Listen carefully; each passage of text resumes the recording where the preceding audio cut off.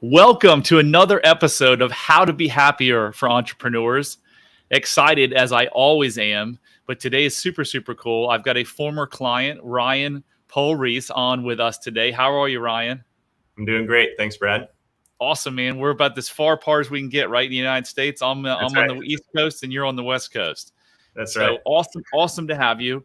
So months ago, you came to me, and when we first talked, you said, Brad, I just want to be happier. You were kind of in a rut.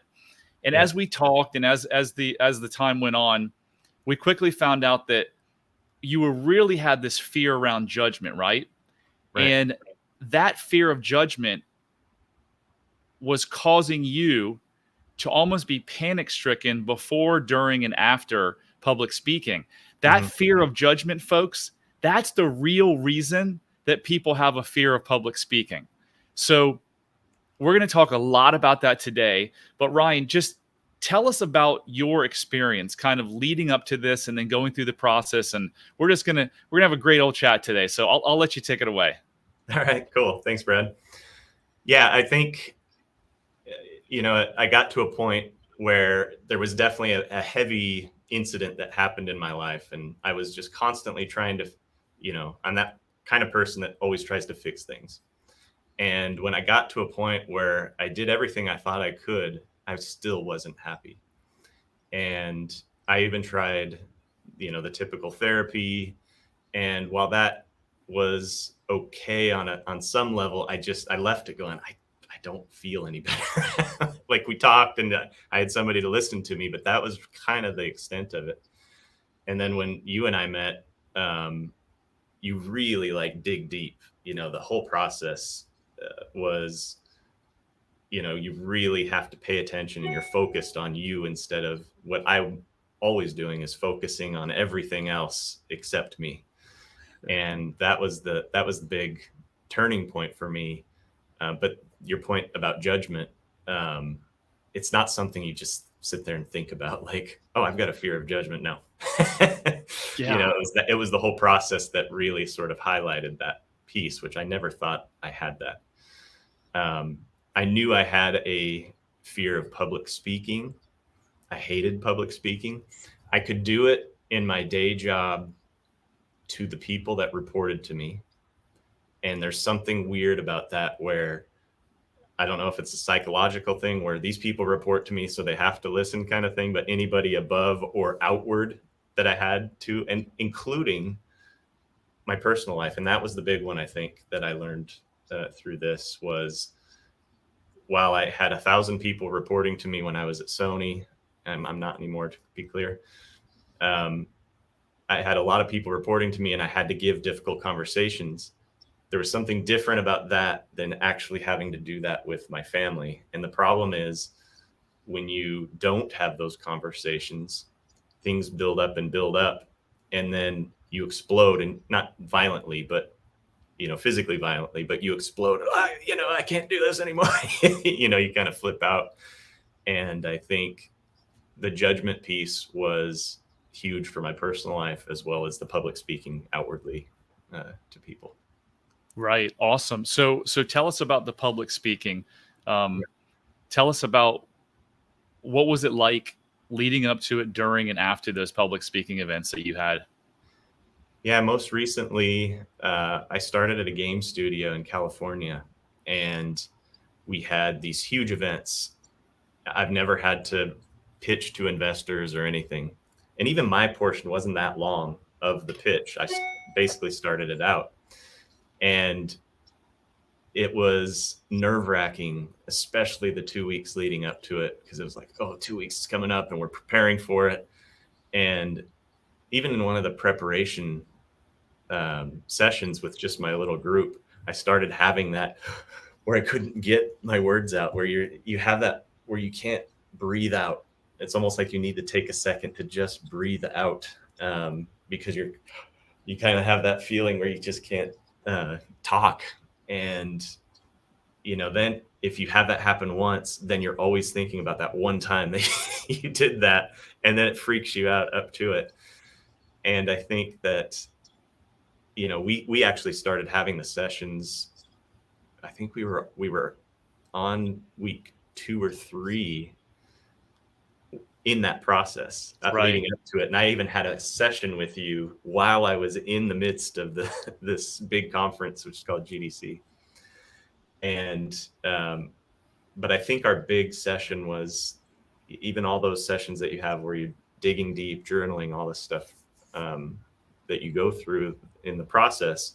The big one with the hypnosis piece, which I have to admit, I was like, I don't know, man. Hypnosis. But it really, like, I was really surprised that, you know, how deep it went. And because I had an amazing childhood and, you know, my adult life, sure, I've had a lot of turmoil, you know, through your adult life because you don't have your parents there to protect you. But even then you're like, no, there's always something in Shy, you know, no matter how much you have. And you would go deeper, go further back.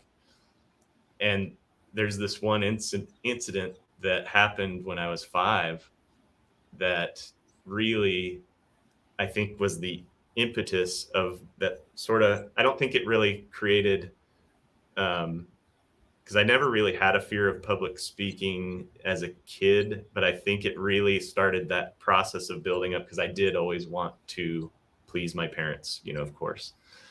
But this one incident where I viewed them as disappointed in me, and maybe I should go. Do you want me to go into this? Yeah. But before I definitely want to go into this because I think it's really important to tell the story about going to the source. But before we go there, Ryan, I want you to tell me. So for the weeks leading up to these presentations that you had to give, what were you feeling, and what was the story that you were telling yourself in your head? Oh, it was massive anxiety leading up to it. I was trying. You go through this process of how can I get out of this, or what story can I tell to get out of this? You know, what, or is there some magic wand, magic solution to this? And I had in the past, leading up to other things, looked into, you know, you Google online, how can I do this? Or you find a book and it gives you all these sort of actions to do, but they don't really help. I mean, the one thing that actually does help the best is preparation. That you have to be prepared, bottom line. So definitely do that. But there's still, you know, that piece that those things don't really help. So you've got this major anxiety. Let's just call it anxiety, stress, whatever. What are you actually scared about? It comes down to that judgment piece. Is like, but you probably weren't. Sorry. Oh no, you're right. Yeah, you're not thinking about, oh, they're going to judge me. You're thinking about, what if I have a panic attack during it and I can't speak, you know, and then I look like an idiot and they're never going to want to work with me and I'm going to screw it up for everybody else. That's what you're thinking. Yeah, like who hasn't been on stage? I can remember reading when I was like 22 at a good friend's wedding, and I got up in front of the church. My knees were visibly like shaking. Thankfully, it was behind a podium, and it was like 3 verses I was supposed to read. I skipped the middle one. I was so nervous. So then I would think, oh my God, if I have to public speak again, is this going to happen? All right, so leading up to this, you've got this terrible anxiety that, oh my gosh, am I going to have a full-blown panic attack during the actual presentation? I'm going to be stuck up there. I can't talk. Oh my God, I'm going to look like a fool. Is that fair? Exactly. Yeah. Then as you're like in the presentation, what's going on? Because I remember you telling me like there was times where you literally couldn't speak or breathe or.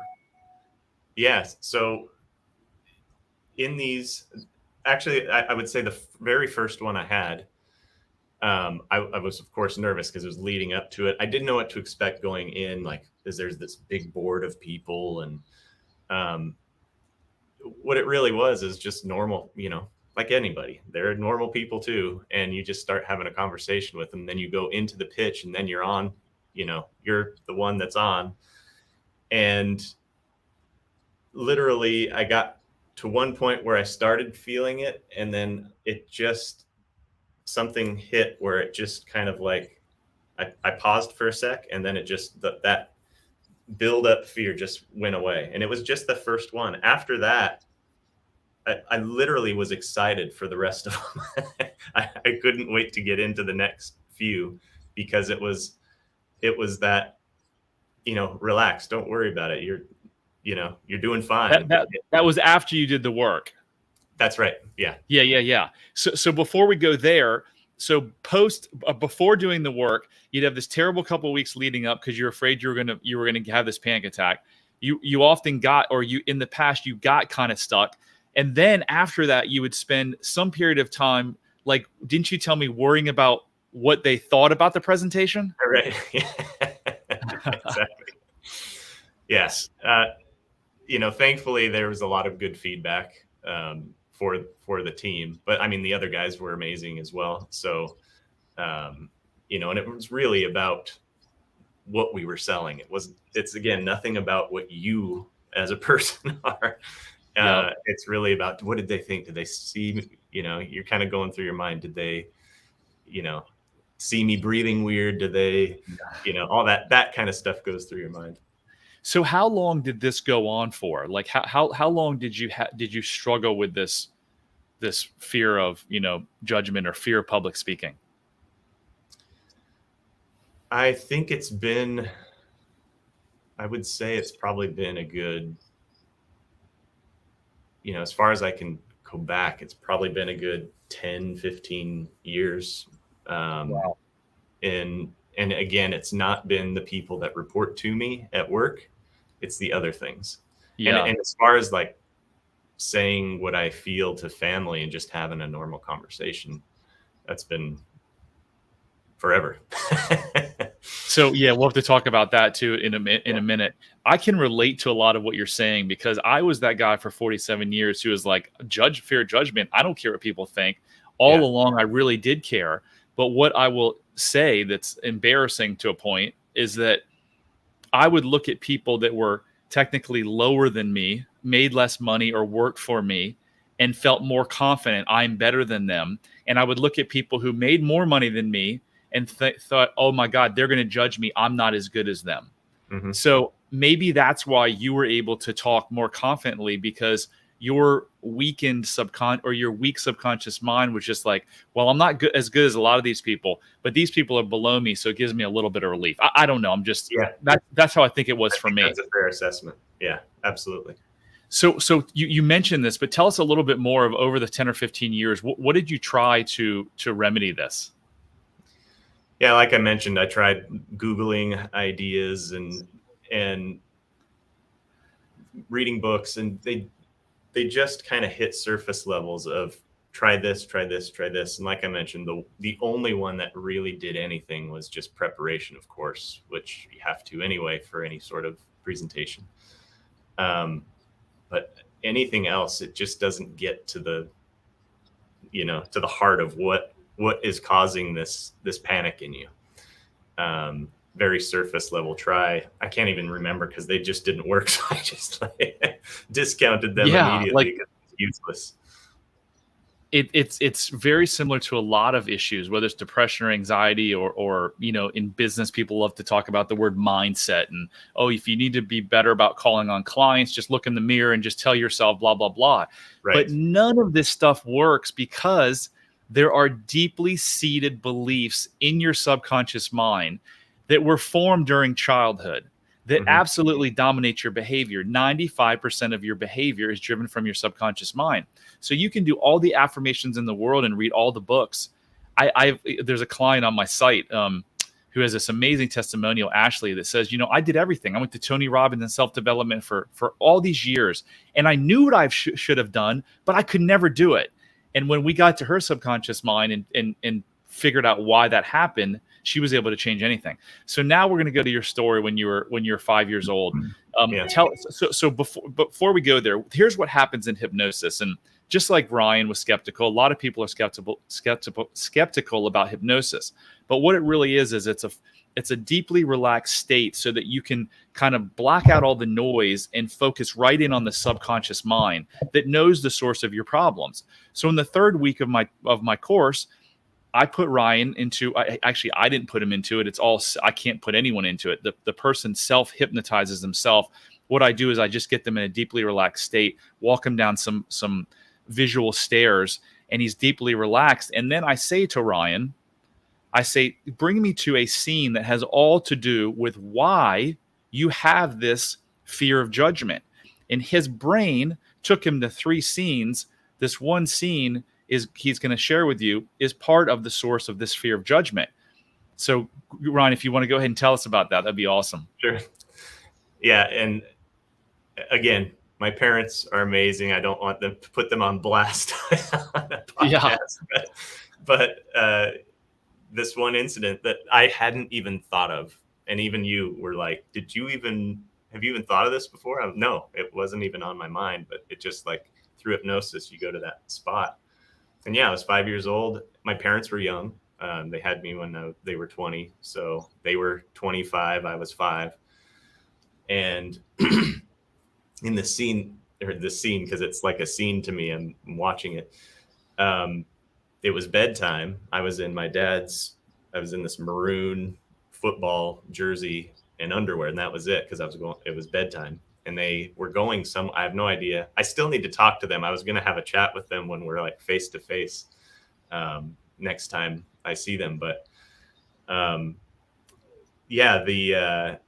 this basically, they were going somewhere, and they said, do not leave the house. And if anybody knocks on the door, they have to say the magic word. And we had a magic word when they knocked on the door. And I wasn't supposed to leave. And my sister was already in bed. She was 3. And so they left, and I don't know how long after. All I can visualize is I opened the door to look out for them, and the door closed behind me, and it automatically locked. Oh. And I think we were living in student housing at the time, because my dad was in college. And I then, of course, was panicked because I couldn't get back in. And I'm like, oh my God, I did exactly what they told me not to do. And I ended up upstairs. I must have walked up to the people upstairs, and I can still remember the kid's name that lived up there, Victor. And I remember just sitting there with the t-shirt jersey pulled over my knees, watching TV. And then they came in, and the lady must have wrote a note and stuck it on the door or something and said, hey, I've got your kid upstairs. And so in my mind as a kid, I'm thinking, oh, they're so disappointed. They come in and I see their faces. And as a kid, I'm seeing they're so disappointed in me. I did exactly what they told me not to do. And so from there, that's where that judgment initiated. Again, it didn't really take hold until, a few other things, but that's how I viewed it. But as an adult, now seeing it through an eyes of a parent, especially, it was more of and can I say the SH word? But that's of course on your podcast. I was like, oh shit. Yeah. That's really, as seeing it as a parent, that's what their faces were saying was, oh shit, this was really stupid to leave a 5-year-old just for us to go wherever they went. But yeah, it's that one incident that I hadn't even given thought of, ever until that session that we went through. Yeah. So some powerful things that were said there. So Ryan did what all of us little boys do. Usually we do exactly the opposite of what we're told to do. And because of that, I think when they came home, there was a little bit of like, hey, you shouldn't have done this. You're in trouble, right? You get a little bit of chastising or whatever it was. Yeah. So what does a 5-year-old brain say? I did something wrong. They're upset with me. I've disappointed my parents. So I'm bad. I'm not good enough. So that's where this fear of judgment was born from. One of the instances. It's never usually just one thing. It's usually a series of things. And we won't go into the other things today, but this was really powerful because listen, guys, this scene was dominating, or maybe not dominating, but was affecting Ryan's life in a negative way for 10 to 15 years, and he never knew about it. He could have gone to talk therapy for the rest of his life, and it would have never come out. Why? Because it was buried in his subconscious. We don't ever forget things. Your memory actually starts in the 3rd trimester. You don't often you can't recall them, but you remember everything. So we took him back to a time that had to do with why he has this fear of judgment. Was he beat? Was he put in a cage? Was he, molested? No. So to think that a lot of people think like these big T traumas as opposed to this is a little T trauma, it doesn't do any good to say, well, nothing really bad happened. Something bad enough happened where his brain interpreted something a certain way, and he lived with it he would have lived with it for the rest of his life, but he did the work. So really, really powerful to think about. You've got symptoms and things going on in your life right now that are not serving you well. Whether it's you drink too much, you have a shitty marriage, you eat too much, you smoke too much weed, you have anxiety, depression, OCD, you have a sickness, all kinds of illnesses can be caused, and you don't know why, right?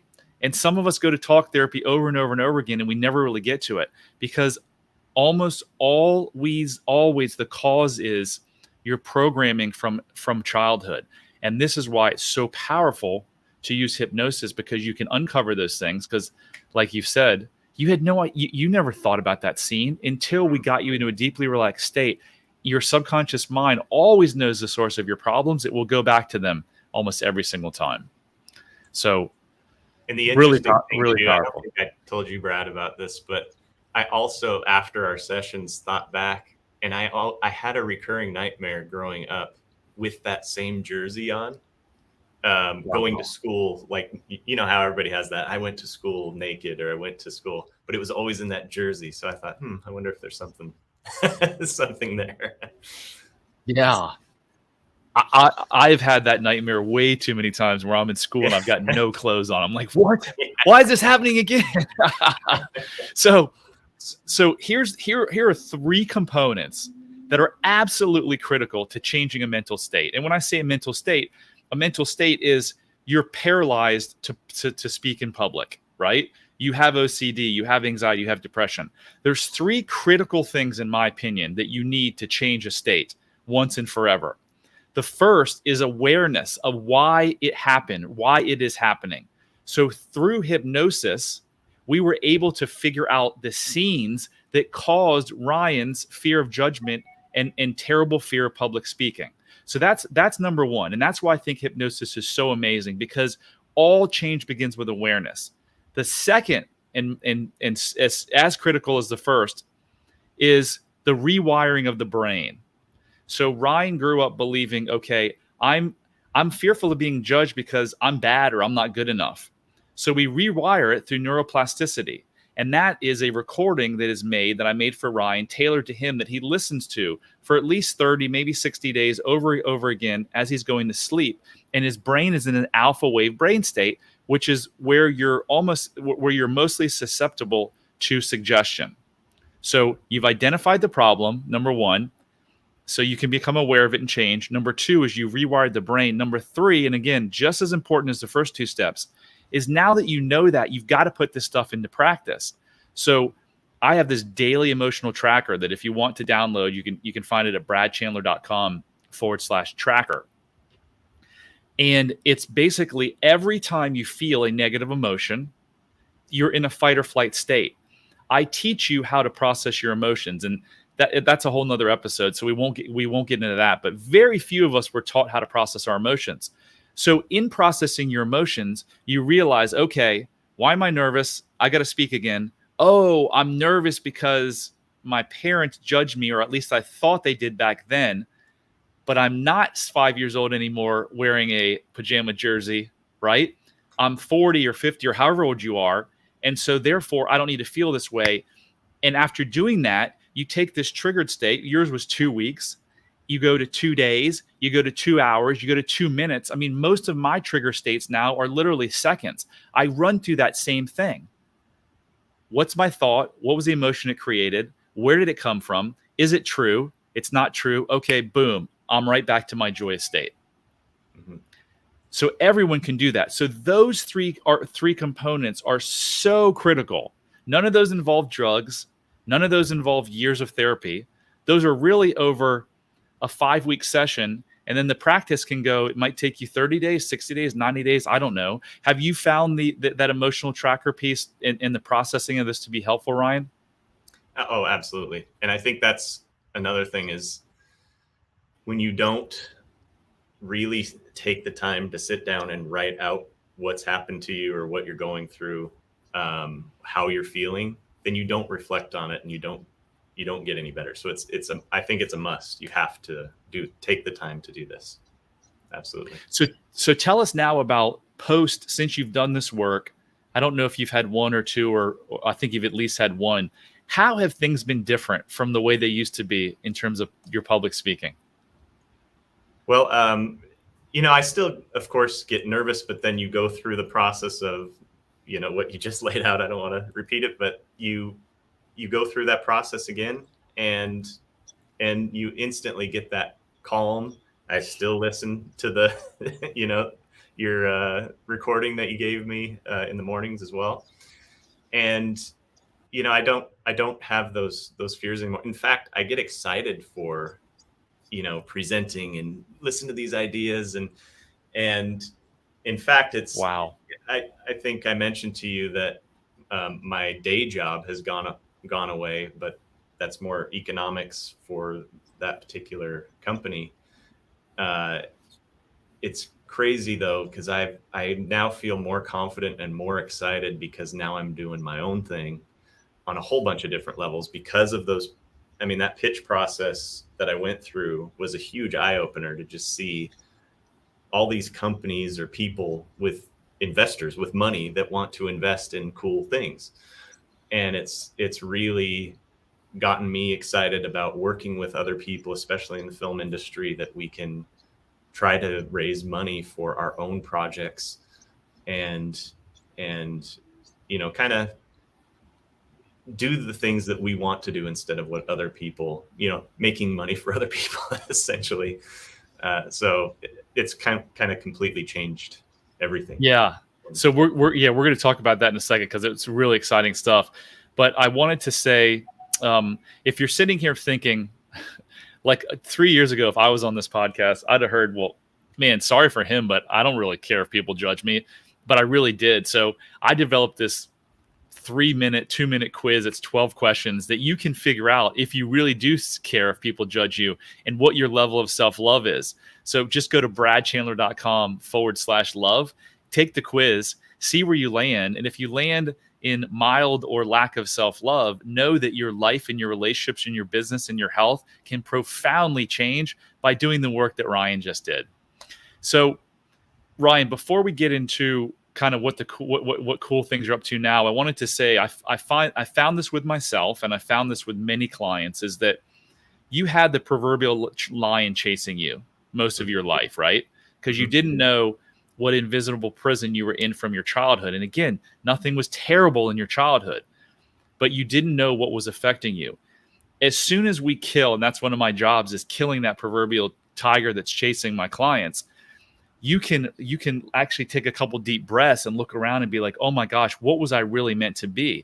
And I know your life's purpose, you're going to flourish in this because this is probably what you were always meant to do and be. So it's there's countless benefits of doing the work and going from lack of self-love to extreme self-love. This is one of them. It's that it becomes very easy and clear to find your purpose. 47 years, I thought making money was my purpose. I woke up every day and I was like, I'm going to buy some more houses today, but I wasn't really ever excited about it. I wake up every day now to talk and deal and help people like you. And man, you can go look at my videos from years ago and now. I'm just a completely different person. I love this. I can't get enough of it. I study this stuff every single day. So it's just a beautiful thing when you find your life's purpose. Absolutely. I think I've always taken the non-risk route. So I didn't know about money or anything, and which is what I got into 10 years ago. But I took the non-risk route. I went to film school and I wanted to be a writer director, but instead I just kind of fell into production, the easy route, what people would hire me for, and kind of just moved up the chain. Instead of becoming an artist, I took the easy route. And I think a lot of that has to do with things that hold you back. And yeah, like I said, your program just kind of opened me up to all these possibilities of like, what am I doing? I need to do this, this, and this. And the ideas just start flowing. And more confidence, essentially. Love it. Love it. So let's talk about what things have changed at home, and then we'll close on the super cool things you're doing now. Sure. Yeah. So what has changed in terms of your conversation and your relationships at home? Yeah, the big one was with my wife. She had a stroke 3 years ago, and we were living in Canada at the time. And I kind of went through basically 2 years of just redlining it, because I was now not only the breadwinner, but now caretaker of the kids, caretaker of her. Just I was completely redlining it. And then when I kind of came out of that, because she could start to do some things on her own, I ultimately found that she needed to want to get better.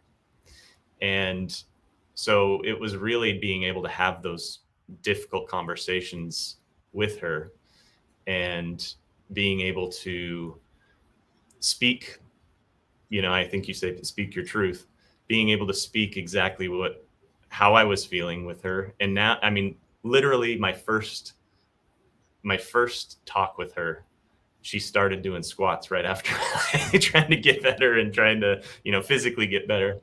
But, we still have an open line, and, I tell her everything that I'm feeling. And, we actually just recently, the kids are actually up in Seattle with my parents this week. And, we're able to have a bit more conversations without them in the house. And, we're just talking about, okay, next steps. Cause now she just got her driver's license recently. Man. And she just got a job. I lost my job. She's got a job now. So she's going to be working as a behavioral therapist for kids. Oh my gosh, that is awesome. Yeah. So, cause she's wanting it now, and I told her that, like, I can't want it for you. This is up to you. And just having those real conversations, I think, has been, huge. Oh my gosh. I'm so proud of you, man. Unbelievable. And this all came from doing the work and feeling the confidence to speak your truth. That's right. Yeah. Isn't it just incredibly freeing and liberating to be able to, like, speak your truth and be your authentic self? It is. And like I mentioned before, sure, I would say my truth, but I would let it build up to a point where it's explosive, like, this sucks and blah, blah, blah, and nothing happens. But if you speak your truth I think the big thing from you was in a loving, come from a place of love. That's the difference. Because even when I shouldn't say this probably, but I told a previous boss, and maybe it's obvious now because it's recent, because I just went through your course recently, but that I spoke my truth about their performance. I would have never done that in my life. And so I'm able, and I came from a place of love, hey, I'm saying this as a friend. This is what I think needs to happen. And I think, across the board, it just makes it better when you come from a place of love and just say, I'm speaking as a friend. I love you. This is what I'm seeing, blah, blah, blah. Man, so amazing. So if you guys are questioning your relationship isn't going well, has never gone well, or you've bounced around, and you want to know the cause of the bad relationship, don't look to your spouse. Don't look to your partner. Go look in the mirror. Because the relationship problem is the actual relationship. The real problem is the relationship that each individual has with themselves.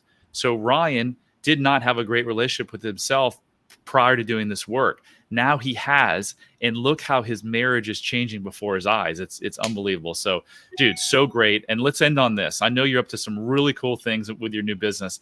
Tell us in a couple minutes, like, what you're up to and how people can reach out to you. Yeah, thanks.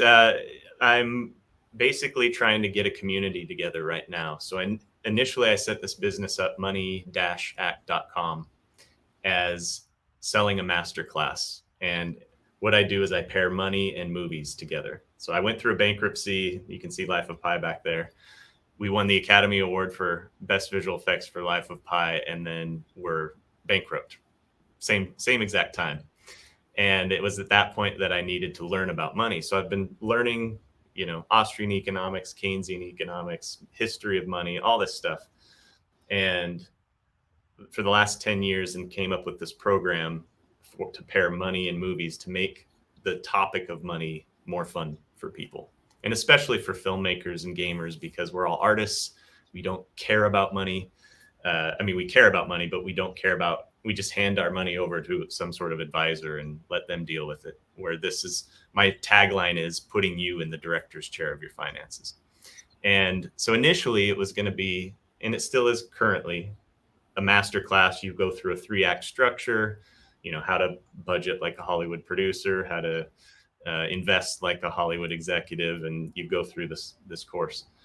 Well, now what I'm trying to do, especially from sort of the enlightenment after going through your process, is there's all these, of course, you go watch a movie, it's always a superhero movie or a sequel to something that was great 20, 40 years ago. And there's nothing really original unless it comes from the game industry now. And so what I'm thinking, and right now the writers are on strike. Writers Guild has basically shut Hollywood down. And so my idea is to create a community of filmmakers, gamers, or anyone who loves movies and money to join this community. They get my masterclass for free right out of the gate so that everybody's speaking the same language. They can invest accordingly within this process, share ideas. Hey, I just found this that fits this piece of the puzzle. And then we can all share those ideas. It'll be a Discord channel. I'll have another channel where I'm working with a producer that can help me create basically mini stock within an idea. So if the community can pitch each other film ideas or game ideas, and they'll be able to, the community that can then invest as crowdfunding to the best ideas. And so we'll either crowdfund the whole project or crowdfund portions of the project to then get it to investors to do the pitching process, like I just did. So I'm really excited about it. We're still trying to hammer out the whole concept and then get it ready for prime time, hopefully end of this month. But, it should be a lot of fun, a different way to invest for a lot of people, especially in something fun like movies and games. Amazing. So when you said we went bankrupt, who is the we? I was with a company called Rhythm and Hughes for most of my early adult life.